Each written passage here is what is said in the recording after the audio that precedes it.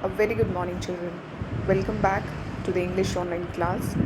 Children, in today's class, we are going to start with a new lesson number 5 from your first flight book. And the name of the lesson is The 100 Dresses Part 1, which is written by Elbasser Esther. Now, let me tell you the main characters of this lesson. The first one is Wanda Petronsky, which is the main character. She is a Polish immigrant. Second one is Peggy. Peggy is the most popular girl in the school. The third one is Maddie. Maddie is the protagonist of this lesson. She is also Peggy's best friend. The fourth one is Miss Mason. Miss Mason is the teacher in room 13. Now let me give you the short introduction of this lesson. The lesson 100 Dresses 1 is about a girl named Wanda who claims to have 100 dresses. Her classmates made fun of her because what she claims is in contradiction to the fact that she was always seen wearing the same dress. Her classmates found her name to be funny. It was because everyone had easier names than Wanda Petronsky. Her name was different because she was a Polish immigrant who had come to an American town with her family. She was poor and did not have many friends. She was quiet and was always seen sitting in the corner of the classroom. The truth about the 100 dresses unveiled when she submitted her 100 drawings in a drawing contest. They were the same 100 dresses she used to talk about. All of them were immensely beautiful. So this was the introduction of the lesson. Now let us see the word meaning of this lesson, the difficult words and their meaning. The first word is ledge and the meaning is shelf. Second is windowsill and the meaning is ledge or sill forming the bottom part of a window. Third one is dazzling. That means extremely impressive, beautiful or skillful. The fourth one is lavish and meaning is gorgeous. Fifth one is sash and the meaning is a long strip or loop of cloth worn over one shoulder or round the waist, especially as part of a uniform or official dress. Sixth one is shuddered, which means shake or tremble. Seventh is disguise and the meaning is to give a different appearance to conceal its identity.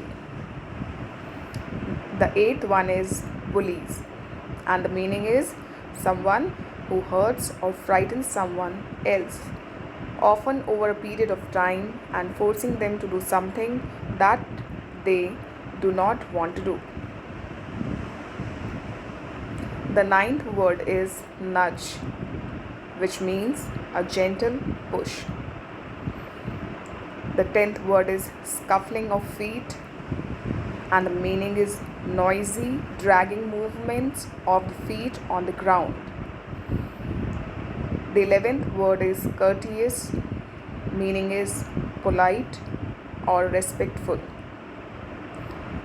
The 12th word is stolidly and the meaning is calm, dependable and showing little emotion and animation.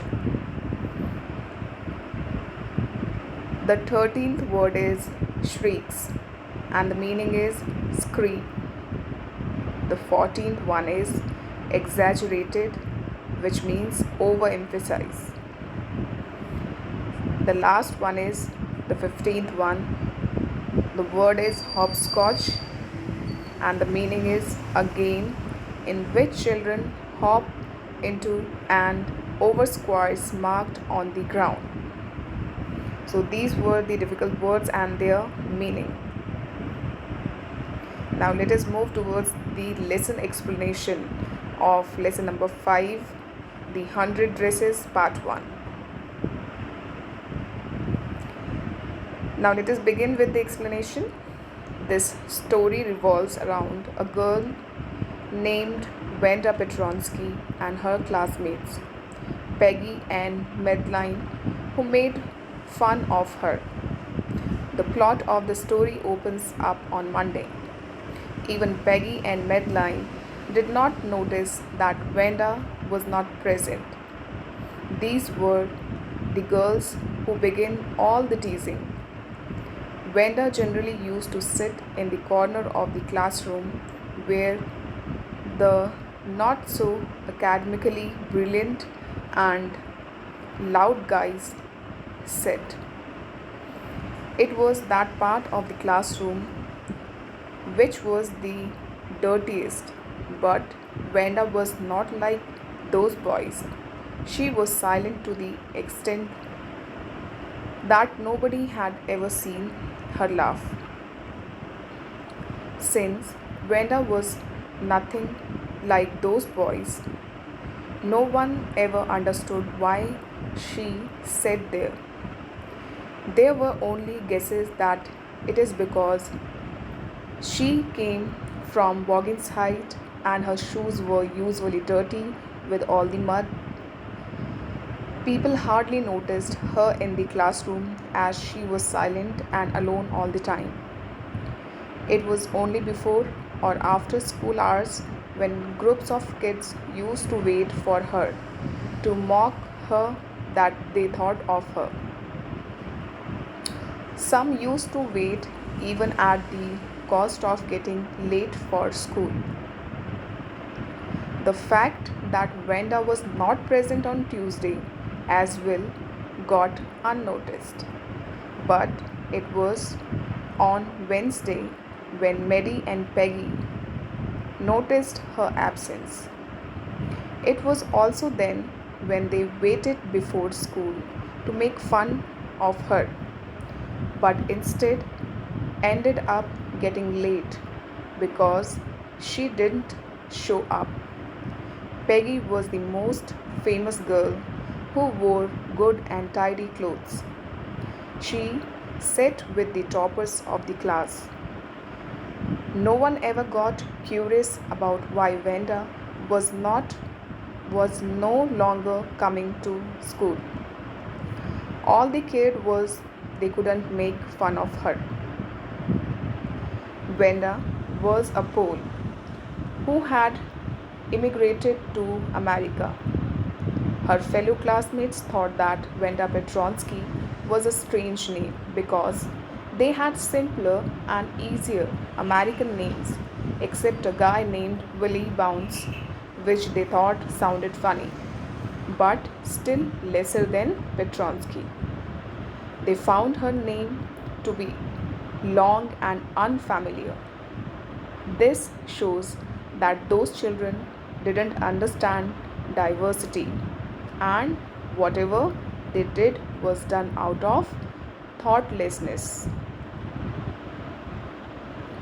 Wanda was usually seen wearing a faded blue dress that did not fit her properly, though clean. It used to look unironed. This, this shows that Wanda belonged to a poor family who could not afford too many dresses. Ironically, a lot of people talked to her, but she didn't have any friends because all of them talked to her in order to make fun of her. From her tale about 100 dresses to her unfamiliar name, they found it all amusing. When she used to watch little girls play in the ground, it was at that time other students to surrounded her to mock her. With no intentions of hurting her, Peggy used to ask the number of dresses Wanda has in a very polite and respectful tone. They made fun of her because they couldn't understand why she made up that story about 100 dresses. They did all this while being ignorant of the fact that it could hurt her. No one would believe her when she said she possessed 100 dresses, all lined up in her closet. As the other girls screamed in astonishment, the little girls would stop playing in order to see what was going on. Wenda would affirm their queries that she had her dresses made of velvet and silk too. Sadly, after she left, they all used to laugh at her. It was hard to believe that Wenda said because the only dress she was seen wearing was the blue one that was faded. No one was sure as to why she lied. Although they were teasing her, they were never rude to her. Thus, in the same tone, they continued asking her about the number of shoes she said she had, to which she replied 60, each pair different. It was Peggy's idea to embarrass her like that. Though she was polite, Peggy and Mary, the inseparable friends, were the last ones to leave school, while Wenda would go back all alone with her dull eyes and behaved in a strange way. Peggy was not the mean girl she had been portrayed as until now. She saved kids from whoever was hurting them and couldn't stand animals getting badly treated. According to her, she was not being rude to Vanda. She thought it was very weird of Vanda to lie about the number of dresses she possessed, and if anything was weirder, it was her name. No matter how much they teased Vanda, they never made her cry. Maddie did not like the idea of making fun of the number of clothes and accessories Vanda possessed, not because she cared about her, but because she was poor herself. She wore clothes that were given to her by someone else, but she was not as poor as Vanda. She did not live in Boggins Height and did not even have a weird name. Mary didn't feel very comfortable teasing Vanda, and when Peggy used to ask Vanda those questions, she would silently count the marbles in her hand, pretending to play with them. If that dress game hadn't been invented, Mary would have never known about the very existence of Vanda. She felt uncomfortable not because she cared about Vanda, but because she was worried she could be next. Although she was not senseless enough to say she had 100 dresses, she still wished that Peggy did not tease Vanda. Vanda didn't come that day, and after having waited for her so long, Mary and Peggy got late for school. Mary was secretly happy that they could not get a chance to make fun of Vanda. She was lost in her own thoughts and couldn't study properly. All this time, she kept thinking about writing a note to Peggy telling her to stop making fun of Vanda, which she did right after finishing arithmetic. She wanted to write a note because she knew she did not have the guts to say it on her face. While writing the note to Peggy, Maddie shook at the imagination of her being a new target for Peggy and the girls. She was afraid that Dick would ask where she got that dress from, which was actually Peggy's. Maddie's mother got it transformed with new laces and ribbons so that none of her classmates could identify it. She wished Peggy stopped having fun with Venda on her own. Suddenly, she ran her hand through her hair as a gesture to drive away all those thoughts. She said to herself, Peggy is the most liked girl in the room, her best friend, and so she couldn't be wrong. Thus, she tore and threw that note away. She was also afraid of losing her friend Peggy. After Maddie had cleared her thoughts about confessing to Peggy, she started thinking about Venda. She thought that Venda was just another girl living in Boggins Heights who hardly spoke to anybody.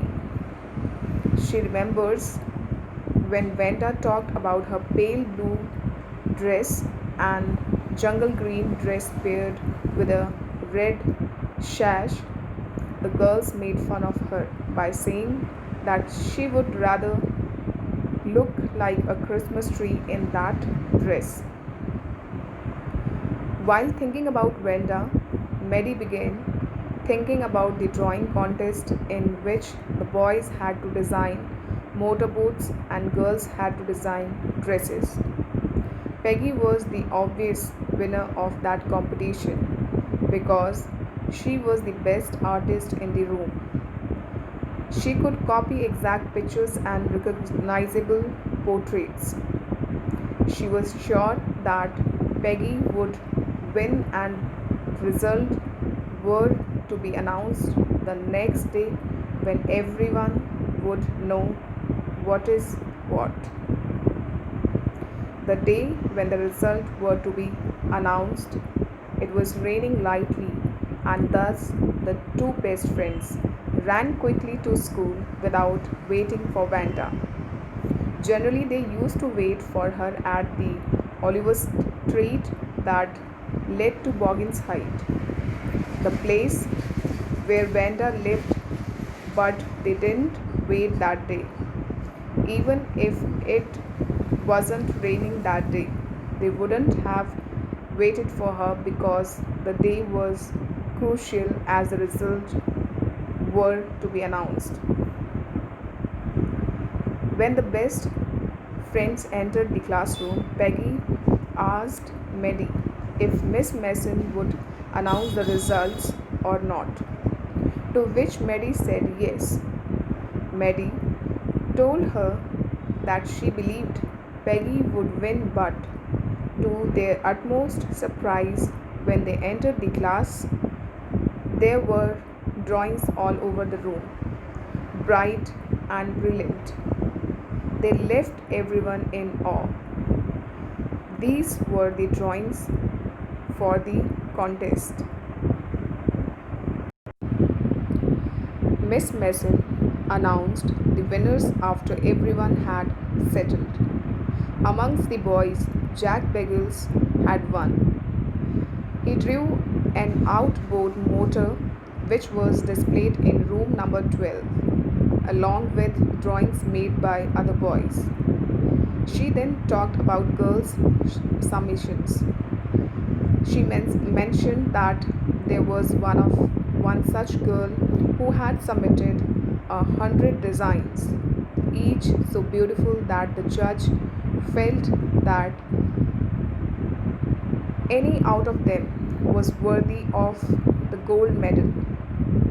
Miss Mason very proudly announced Vanda as the winner of the competition. She continued and sadly mentioned that Venda has not been coming since days, hoping she would be there the next day. She instructed everyone to look at the flawless collection, to which everyone applauded and whistled. Mary and Peggy even saw the blue dress that Venda had talked about. It was beautiful. Peggy sighed.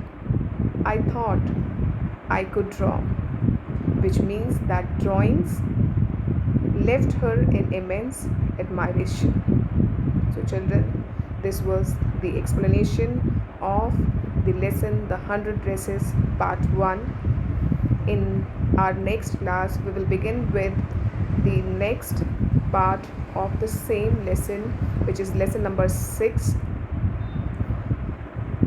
But before that, let me tell you the summary of this lesson, The 100 Dresses 1, Part 1.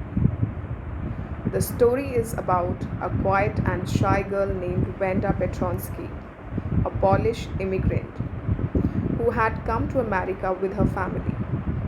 She attended school with American children who found her name to be strange and probably the weirdest in the classroom. This is because they all had easier names. She was poor and was always seen wearing a faded blue dress. Her classmates teased her because she claimed to have 100 dresses all lined up in the closet, always being seen wearing one. The ones who mainly teased her were the two best friends, Peggy and Maddie. Peggy was the most famous girl in the school, while anyone barely knew Venda. Peggy and Maddie used to wait for Venda before school, even if it meant getting late. Maddie, a poor girl, herself did not like when Peggy made fun of Vanda. She feared that she could be next.